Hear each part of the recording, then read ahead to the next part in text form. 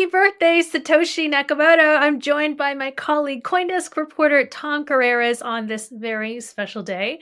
For those who don't know, the pseudonymous creator of Bitcoin, Satoshi Nakamoto, claimed their birthday was April 5th, 1975, when registering a username with the P2P Foundation. That would make it a big milestone for a fake birthday, the big 50. Satoshi also claimed he lived in Japan, but that's also likely untrue. We have no idea really. But there is a man who tried to uncover this mystery in a book called The Mysterious Mr. Nakamoto. That man is author Benjamin Wallace, and he joins us now. Ben, welcome to the show. Thanks for having me. All right, so for context, Ben, you were the first mainstream journalist to attempt to unmask Satoshi Nakamoto back in 2011 for Wired. And back then, you didn't have an answer with this book, you're not even any closer to finding the real identity of Satoshi Nakamoto, but it seems a really desperate task because not only so many have tried and failed, but because the Bitcoin community advises against it, and Satoshi doesn't want to be found. So why attempt it in the first place? So I don't think until you know who Satoshi is, you can't really assess whether or not it's important to know who Satoshi is, right? I mean, if you assume that Satoshi is just some like average Joe who wants his privacy, then sure, like, let's give him his privacy. But what if Satoshi is not an average Joe? What if Satoshi is like an adversarial intelligence agency? What if Satoshi is a, malevolent genius with an island lair? I mean, we just don't know. So I think, if you're just interested in knowledge and truth, you have to try to find that out. And at that point, you can make the decision whether or not it's important or unimportant or dangerous or et cetera, to reveal who that is.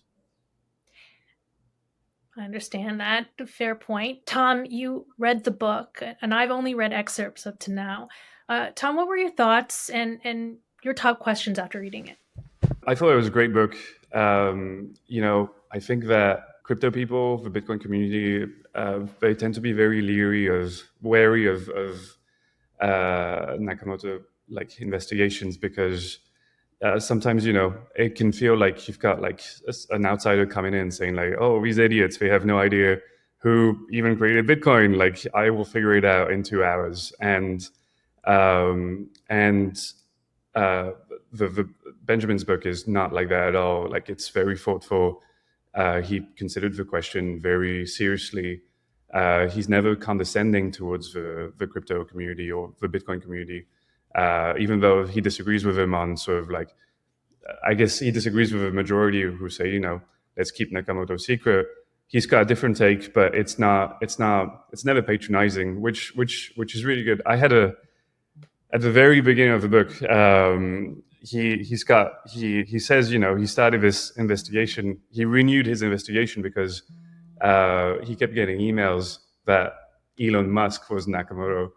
And like, I was like, oh no, like, I thought he was going to investigate that, which, from my perspective, doesn't seem very realistic at all. But actually, like after like an initial moment that was my last moment of dread, because afterwards, the whole sort of investigation is very well put together, I thought. And it's also a really fun read that beyond sort of Nakamoto's identity. It's a really fun read for anyone who wants to sort of understand the context in which Bitcoin was created, not just sort of, political and social. Everyone sort of knows about like the Genesis block and like the Chancellor message and everything. But what about the cypherpunk sort of scene in which these ideas were birthed first? Even if Nakamoto was the one who put everything together, all of the ideas that are present in Bitcoin were floating around for some time, and Benjamin really, in his investigation, he really shows that. So it's really a cool work if you want to sort of get to know Bitcoin's origins better, even without and the Nakamoto stuff is to me was less interesting than that side, like all the context that he brings to it. Thank you. Can I say also, just not to give myself too much credit, when I first looked at this in 2011, like I also was like an idiot coming in thinking I was going to solve this in 2 hours, and clearly did not succeed. And then I also had the benefit of watching over the next, decade plus of other people's efforts and sort of seeing what the traps were and the kind of the ways you could go wrong in this search. And so at a minimum, I hoped to make different mistakes rather than the same ones. I definitely think you succeeded, and it's kind of interesting.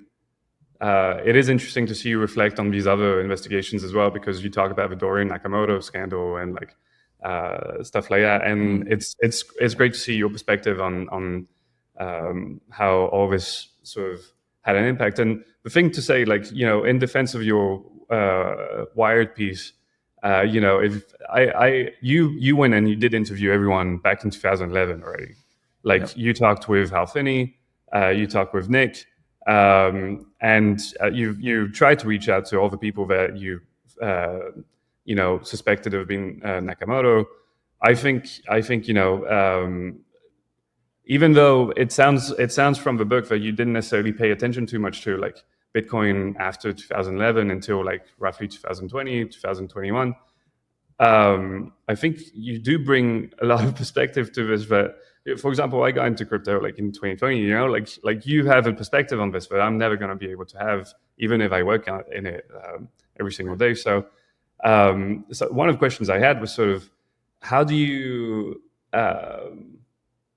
what's your sense of how maybe the Bitcoin mentality has changed since those early days? Some of the people that you talked to in 2011, like, are you surprised to see what they're doing now, or do you feel like there's like an easy continuation between now and before? Like, what was sort of like your perspective when you dove back into the crypto scene in 2021? Well, I don't remember at that time encountering people who sort of came out of the cypherpunk background or were people who you would think would be in favor of Bitcoin who were against it, right? Whereas now, and for many years now, there have been a bunch of people who early on were idealistic about it, enthusiastic about it, who become disillusioned with it. And, a number of whom have sort of dropped out of the scene entirely. I mean, some of the early, core devs, whether it's Gavin Andreessen or Mike Kern, people like that, who just sort of have gone away. And then even people like, Phil Zimmerman, who created PGP and was a hero to the cypherpunks. Even Tim May before his death, who was one of the creators of the cypherpunks, were kind of turned off from Bitcoin for different reasons, actually. I mean, opposite reasons. Like Phil Zimmerman thought it was, a cesspool of criminality, and Tim May thought it was sort of too, was almost not criminal enough. Like it was not privacy preserving enough, or useful for evading taxes. Right. So towards the end of your book, you sort of settle on the idea that Hal Finney deserves, like, it's kind of funny because we watch you sort of going through this list of names and you end up coming back sort of to Hal, which was one of your first suspects in 2011. You're sort of saying, he's one of the only people that the people around him definitely think that he could have been part of it. But you sort of have this idea also that, there's still stuff that doesn't work with that theory. And so if it was Hal, then it must have been with other people.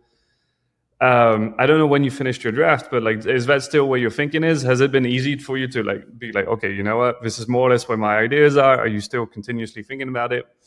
I still think about it. And I have to say, like, one of the theories that's grown on me since I finished writing the book is the, sort of NSA potential.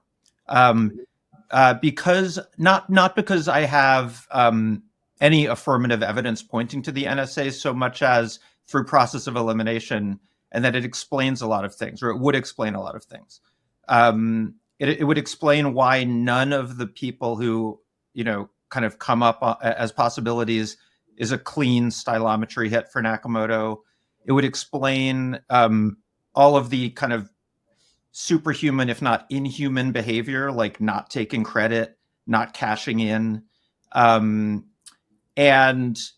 there are two theories why an intelligence agency might do it, and neither of which is entirely persuasive to me. I mean, one is the idea that they would have done it as a honeypot, sort of, akin to the way the FBI set up this whole infrastructure of encrypted cell phones that they then used, that was adopted by organized crime, and they busted like 800 people, criminals who were unwittingly using the FBI's cell phone system. So that would be one theory. And then the other one is that they were trying to create some sort of borderless, relatively untraceable transfer system to pay people in like totalitarian countries, assets. But, both of those seem a little bit of a stretch, but I do think that the idea that Satoshi could be someone who really hasn't left an internet footprint, could point to that possibility. And also the maintenance of the secret, because the only type of person or organization that actually has a track record of being able to keep secrets, even among groups, are intelligence agencies, right? But I find the idea of the NSA is really cool. I sort of get what you mean in your book. You're like, hey, like everyone thinks Nakamoto is like this angel. He comes in, he creates Bitcoin, launches Bitcoin, and then he disappears. And it's just such a clean narrative. I enjoy the NSA idea because it is a different take. I also enjoyed the sort of theory that Paul Leroux could be like the could have created it just for money laundering purposes or stuff like that. Who would you want? Do you have a favorite Nakamoto? Like, who would you want it to be? I mean, the poetic Satoshi would be Hal Finney, right? Because Hal Finney was more likable than many of the other candidates, just as a person, and has potentially the poetic, reason of I find the possibility that Bitcoin was created as a way to send money into the future for extropians who wanted to be cryonically frozen, kind of poetic and fascinating and really kind of interesting. So I think for those two reasons, he would be my choice, and he'd been working at it for so long, so it would be kind of this well-deserved triumph, especially for a guy who, tragically died, sort of an early death. I was wondering if you could weigh into some of the new theories that we've heard lately, notably from the HBO documentary Money Electric, where Peter Todd, a Bitcoin Core contributor, was suggested as being Satoshi also. And there is someone who is very adamant that Jack Dorsey, the creator of Twitter as well as the block, is Satoshi Nakamoto. Just want to hear you weigh your thoughts on those theories. Sure. So, I mean, I give Colin Hoback, the director of the HBO documentary, credit for really a very interesting find, like in the sort of, in the archives of the Bitcoin forum, right? He found a place where Peter Todd sort of logged in his first post on the forum, where he seemed to be responding or actually continuing a Satoshi post. And so the theory is that he had accidentally logged in under his real identity that one time. And so I think it was a very interesting find and certainly worth investigating and putting Todd in the roster of people you're looking at. After the HBO documentary came out, there was, or simultaneous with it, the New Yorker did an article about that documentary, and the reporter, Gideon Lewis Krauss, asked Hoback, why didn't you do stylometry on Peter Todd? And he said, well, I want to leave that to others to do. But I think you have to try. You have to try to falsify your candidate, right? You have to do everything you can to corroborate or not corroborate them. And so I thought that was a gap in the documentary. And so I sent a bunch of Peter Todd's prose to this team of French stylometrists I've been working with, and who had themselves sort of done a pretty interesting study on Q and determined exactly, when one of the two people who were Q took over from the other. And they found Todd's prose not to be convincingly that of Satoshi. And I also sent samples of Peter Todd's code from programs he'd written to a different person, a machine learning expert I've been working with to do code stylometry. And he also found Todd not to be a match to Satoshi's code. So I don't find him very persuasive. Jack Dorsey, I think it's an intriguing theory. But it's only that, and a lot of the coincidences that the person who has pushed that theory has come up with do seem like numerology. It's like his mother's birthday is also the date that Dorsey's mother's birthday is the date that Satoshi did this other thing. It seems quite far-fetched to me. But I mean, I like the idea. I've always thought, one possible reason Satoshi wouldn't touch the coins is what if Satoshi was already fantastically wealthy? And Dorsey certainly fits that category. Mm-hmm. And in your book, and in the New York Magazine, I read an excerpt where you thought James A. Donald might be Satoshi, and that's a name I'd never heard before. So maybe you could walk us through that theory and like what ultimately made you decide he was not Satoshi. So James A. Donald was one of the cypherpunks. He was one of the hardcore ones. He was talking about digital money in the 90s. And he was also saying stuff like, hey guys, let's destroy the state through higher mathematics. Like he was a kind of crypto anarchist, and he was the very first person to respond to Satoshi when Satoshi posted the white paper, or posted the at first just the summary of the white paper on the cryptography list on Halloween in 2008. The very first response was from James Donald. And it was slightly critical, and it was, I think, already identifying potential limitations with scaling. So it was prescient in that way. But he immediately got what Satoshi was trying to do, because he'd been part of the digital cash conversation for over a decade. So I first hit upon Donald. Well, so Donald was then once Bitcoin appeared and people started wondering who Satoshi might be. Donald was kind of an ethereal figure. Like people would say, is that his real name? Is he even alive? Is he Canadian? Like no one really knew anything about Donald. And when I started my kind of deep dive into this, or my second deep dive in 2021, 2022, I came upon a really freakish coincidence of language, which was that Satoshi used the word fensible, although he may have used the word non-fensible, but fensible in the sense of like able to be fenced, able to fence, like stolen goods, right? And while we've all heard the word fence, like stolen goods, like fensible turns out to be a very rare form of that word. And I mean, really rare, like in 150 years of the New York Times, or, it's never appeared in that sense. In vast corpuses of words that linguists use to assess words' rarity, the word like never appeared. So really just a freakish word. And so when I scraped, decades of cypherpunk archives, extropian archives, all of these archives of groups that related to the ideas in Bitcoin, the word fensible was used one time, and it was by James Donald. So now you've got the guy who first responded to Satoshi. He's kind of a ghost. No one really knows much about him.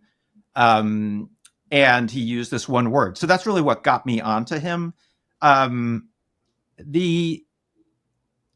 thing that eventually made me think he was not likely to be Satoshi is just personality. I mean, I know that sounds like a soft reason but Satoshi showed a normal range of human emotion. I mean, even though his style was pretty plain, like he would every now and then he'd express sympathy. He'd say, "Oh, that poor guy," or "Oh, um, he could show enthusiasm. He'd use exclamation marks. Like he just was like a fairly normal person emotionally. And Donald is very unusual. He's very flat.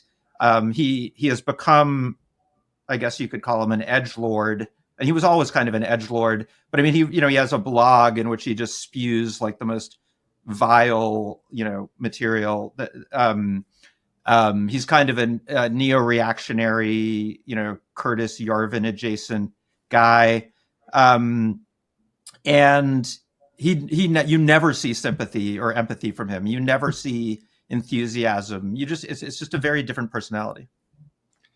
I think it's worth mentioning that you actually flew over to Australia to go meet Donald, right? Like, it's true. And your conversation with him ended up being about maybe 2 or 3 minutes long. Like, can you tell us a bit about this and what you were thinking about on the plane and everything? Because you made me you were nervous pretty... just reading about it. Right. Yeah. I mean, I was a bit nervous because he again, his as an edgelord, he presents himself as quite a scary person, and he's always talking about like he owns guns and I'm a dangerous person and things like this. And a fair amount of his rhetoric is quite hateful. And so I had emailed him, and he had, to my surprise, responded, which right away might make it unlikely he's Satoshi. Like, would Satoshi respond to me? I don't know. And but then he went dark on me, and I, after I presented my theory about his similarities to Satoshi, and but he had, in one place on his blog, one time in responding to a comment, he said, "I know who Satoshi was, and I know what his motivations were." And none of the other cypherpunks has ever said anything like that. And so at a certain point, I decided I just have to like have a more, like, I need some interaction with this guy. I need to see his face. I need to try to ask him these questions that he's now not answering by email. And it took me a while to figure out where he was, because he intentionally keeps a very kind of low footprint. It turned out he lives in Australia. He actually is Australian, but had lived in Silicon Valley for many years, which again fit the Satoshi thing of like sometimes uses American English spellings, sometimes uses Commonwealth spellings. And he was a C++ coder. I mean, there were a bunch of technical ways in which he lined up with Satoshi. There were even some stylistic things in the code that lined up. But so I took I took 4 planes to get within an hour of where he lived. Not just transfers. It just took me and then I had to rent a car. So the whole trip was like 37 hours. And then I, arrive on his doorstep, and knocked on the door frame, and he came out, and we had a 3-minute conversation, and he was not unpleasant. And he was, at first I don't know, he was pretty calm, considering that he said he had not gotten my email, because before I went over to see him, I wanted to at least give him a heads up that I knew he was in Australia, so he wouldn't be completely freaked out that I was showing up on his doorstep. And he basically was just very cagey and said, I can't tell you what I know. I get in trouble if I say what I know. And I was like, well, maybe we can go get a drink. He's like, no, I tend to be indiscreet when I drink. To which I'm like, great, let's go get a drink. Like, so, and he said, I said, is that because you? Maybe I said, sorry, I'm just thinking in real time. Okay, I think I said, do you think it could be Hal Finney? And he said, I can't say what I know. And I said, is that because you are being discreet, or because you don't actually know and you just have a strong theory? And then he basically he kind of started mumbling. It was basically a useless conversation. I mean, it really did not yield anything of great value. But 37-hour trip, 3-minute conversation. What are you going to do? It's really funny because it strikes me as like it's a bit of a microcosm of your work at the end, where like you took a big leap, like you quit your job to do this investigation, and at the end of the day, like you got a lot of information, just not the information you were looking for. But what I was curious about, like sort of what made you really, like it's a big thing, taking the leap, being obsessed about this, but like being like, I'm going to solve this mystery no one else has solved for a few years, I'm sure. And I found it. I was just thinking about how my fiance would react if I was doing this, and at what point does she start getting worried for my mental health and everything? Like, so how did you how did it work out for you? Like to I guess, how did you make the decision to do it, to do this investigation the way you did it, and how did you know when to stop?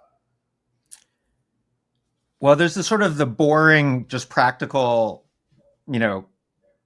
fact of like I had a book to write. I mean, I got a book contract, right? So that enabled me to quit my job, and in some sense, I had a book deadline, so that enabled me to stop the research. That's the boring answer. I mean, the reason why I wanted to do it, and which led me to try to get a book contract and kept me going, is I was obsessed with it, right? I mean, I from 2011, when I first heard about it, I was completely fascinated and intrigued by it.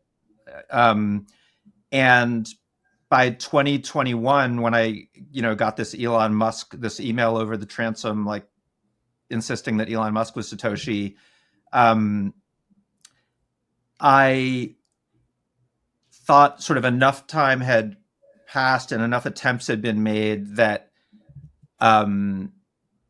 that at this point it was a book. Like up to that point, it was like a magazine story, but now it's like, this is just crazy that this mystery still exists, and that Bitcoin has become so huge and we still don't know who invented it. It was just kind of confounding. And I thought there were things that could be done that had not been done, that at least needed to be tried, whether it was code stylometry or prose stylometry, but on a much larger set of people than tended to be focused on.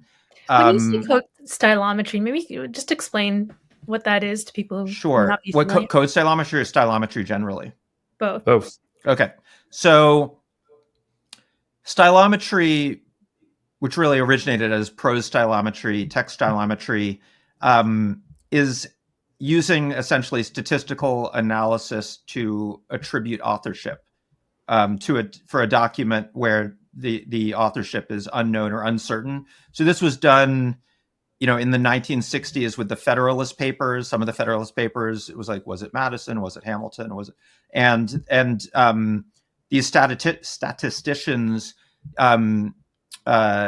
essentially, they quantify, like, it could be words, like how many times does the word "the" appear in a text, or it could be characters, or character clusters, like two characters in sequence, or in three characters or four characters, that kind of thing. And surprisingly, at least to me, and sort of unintuitively, it works like quite well. Like, and it's not the stuff necessarily like the superficial weird word, even though that's what got me focused on James Donald, the weird word fencible. Like, what's really effective are the not weird words. It's like the function words, like of and the and but and there's a host of other words that are considered function words, but these are words that you cannot consciously really modify. Like it's very hard to deliberately change how you use the word the. So it's this unconscious thing. So it's hard to defeat in a conscious way if you're trying to avoid being kind of fingerprinted by your prose. And yet we all have like a very distinctive way of using these that you wouldn't think we do, but we do. And and it shows up when these stylometrists, it's an academic specialty, when they use their tools, their machine learning tools, et cetera, to do this. And so that's been around I mean, at least since the 60s when the Federalist Papers were targeted, but it's been, used in many other contexts since. But code stylometry is much newer, and it started, I think, in 2015. There was a research paper by a bunch of computational linguists, and the Army partly funded the study, and they essentially tried to apply similar tools to source code. And it could range from stuff like, indentation, how people indent their code. But then there's also stuff which is more the code equivalent of function words, which is called like the abstract syntax tree, which again gets at something which is much harder to fake than like, I indent 4 spaces instead of 5 spaces.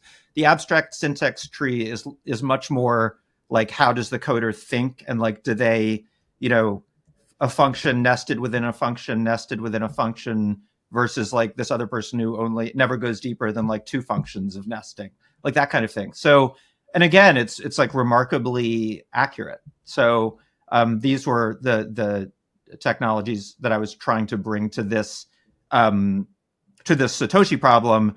And because it's beyond my, pay grade by a long shot, for both of those things, the text stylometry and the code stylometry, I, teamed up with professionals in the fields. And not only did you team up, but you had the stylometry for the code and stylometry for the prose did not always match, right? Right, and part of the issue is, if you're looking at a police lineup, for who stole the purse, who the purse snatcher is, you might say that person looks the most like the person who stole my purse, but they still might not be the person because the person who stole your purse just isn't in the lineup. So you're a little bit at the mercy of whose text is available, whose source code is available. So for source code in particular, there were a bunch of people I would have loved to have in the lineup who I just could not get source code for. But yeah, there were, the sort of the number one hit with code stylometry was Ben Laurie, who's a Google security engineer, open source guy. And the Bitcoin critic. And major Bitcoin critic, huge critic of proof of work. And the closest hits for stylometry, text stylometry, at least on the cryptography list, were Ray Dillinger, who, like Donald, was one of the very first people to interact with Nakamoto, and someone no one's ever heard of, like named Travis Haslock, who happened to be a regular contributor to the cryptography list, but was actually the closest hit for text stylometry. So you mentioned some of this in the book, but like looking back, now that the book is done and shelved, like what were sort of the biggest surprises and challenges for you in terms of researching it? I know you put a lot of effort into, for example, learning how to code just so you could understand how coders think or stuff like that. Like, what were some of the best parts, the worst parts? That was definitely one of the best parts. Like, I found it completely fascinating, and it definitely, I think, was helpful in just also appreciating what's the feat of creating Bitcoin, right? But also helping me to have conversations with the types of people I was trying to interview, to at least have some conversational fluency in their, vernacular. Even though it was only a 3-minute conversation on his porch, going to Australia was sort of fun. I didn't get to do too much sightseeing, but that was fun. It was interesting to go to Alcor in Arizona, where Hal Finney is preserved, the cryonics facility. That was just very interesting, and to walk through it with Max Moore, who was the co-founder of the Extropians, and have him kind of reminisce about the Extropians and talk about how cryonics work. And just as with, as both of you, like with reporting, one of the coolest things about being a reporter is just getting to talk to like really interesting people who you normally, might not encounter. And like so many of these people are brilliant. And, getting to talk to like Ralph Merkle, the co-creator of public key cryptography, was amazing. Interviewing Bram Cohen was very interesting. who created BitTorrent, or Phil Zimmerman, who created PGP, and just sort of getting to time travel back to the utopian early internet when the cypherpunks and the extropians were, came into being and sort of had their heyday, was really, I don't know, kind of intellectually stimulating. And not only that, but you spent time, also investigating some of the people that you did not think were Nakamoto, but like Craig Wright. You spent right. Yeah, that was interesting. Okay. Yeah, you were very doubtful of Wright from the get-go, but you still dedicate like several chapters to him. I understand, a lot of stuff happened with him and he's a very colorful character, but like I was surprised by how much space you gave him in the book. And yeah, I'd love to hear your thoughts on sort of how Wright fits into like the whole investigation. Sure. Well, in terms of the mystery, even though I was very skeptical of him from the beginning, I think he was important for a couple of reasons. One is that I thought he was sort of a way to write. I mean, one of the main things I was trying to do with this book was to use the sort of tools of storytelling to convey arcane, complex, inapproachable, formidable information. And Bitcoin, I think, is very hard for normies to, really get their heads around. And it was hard for me to get my head around. And so things like, big topics in Bitcoin, like the scaling debate, is just like completely uninteresting to people outside of Bitcoin. But I thought like writing about Craig Wright and the controversy around him was a sort of human, dramatic way to write about the whole scaling conversation, because that's sort of what BSV's big appeal was. I also thought Craig Wright was interesting in that, in sort of reckoning with like why he almost certainly was not Satoshi, it was a way to establish kind of how high the bar really is to prove that you're a Satoshi, or even be a plausible or convincing Satoshi candidate. And he was never any of those things. I mean, to me, it was very interesting, or just kind of confounding how people could continue to believe him, as long as they did. I mean, the fact that there continued to be this, granted, small but very zealous cult around him was just completely inexplicable to me, when it was so clear that he wasn't Satoshi. And that led me eventually to, interview Calvin Ayre, who I also was like, Craig Wright would not have lasted nearly as long as he did without the backing of Calvin Ayre. So I wanted to understand, like, how could Calvin Ayre keep backing this guy? Like, does he really believe it? And I was convinced when I interviewed Calvin Ayre that Calvin Ayre still, he drank the Kool-Aid. Like, he still believed it. All evidence to the contrary. Well, he spent so much money on the belief that he is Satoshi that it would be very difficult to go back on that, because so much is on the line financially. So yeah, I can understand that. Sunk cost. There was a bit of, you went through a period of madness. Can you tell me a bit about that and what was going through your mind? To be fair, I don't think that the book actually says that. It was more my interpretation when I was okay. I was reading Ben going back and forth between the names. And I was like, he's losing his mind very slowly.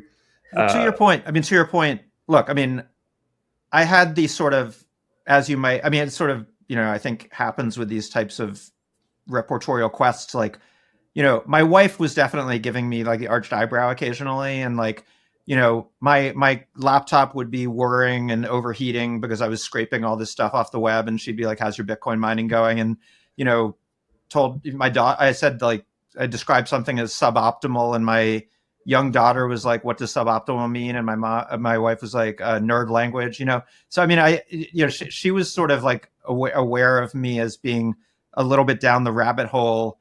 And the one way in which, I mean, other than just the mere fact of my obsession being a little crazy, I mean, the one way in which I did sort of internalize some element of the madness is I did internalize some of the paranoia of it all. Like during the period when I became convinced that it was James Donald, I mean, there were a few days when I was really like, oh my God, I figured it out. Like, I figured it out. Why hasn't anybody else figured this out? Maybe they have. Like, this guy is dangerous. And I put my Apple phone on lockdown mode, and I had an old paper shredder I hadn't used in a while that I wheeled out and started using again.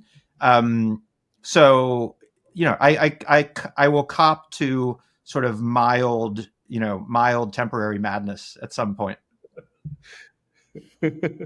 I think that's what makes it's one of the things that makes it fun, because like you also have that moment where you're interviewing the Craig Wright supporters, and you're like, they're really convinced, and then you're like, am I like this? And it's pretty great, because like you get those moments, but at the same time you manage to sort of bring back some kind of balance and take a step back. And again, that's one of the things that makes the investigation very thoughtful. And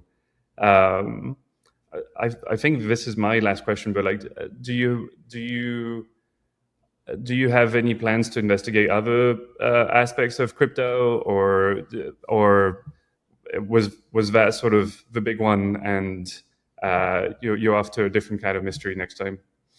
I think the latter, because the reason I wrote the book was because I did think that like the Satoshi mystery is the one part of Bitcoin that is just of universal interest, because it's just a great mystery, right? And I thought pairing that with sort of the substance of crypto and Bitcoin would be a great way to write a sort of a normie facing book through which like anyone could, that sort of, your person at the Thanksgiving dinner table is like, what is crypto? You could actually be like, this is a, interesting way to learn about it. But I've always been a generalist. I mean, I wrote another book about like rare, a mystery in the world of rare wine. So it is most likely, I don't see another mystery that is quite as profoundly obsession worthy as the Satoshi mystery in the realm of crypto.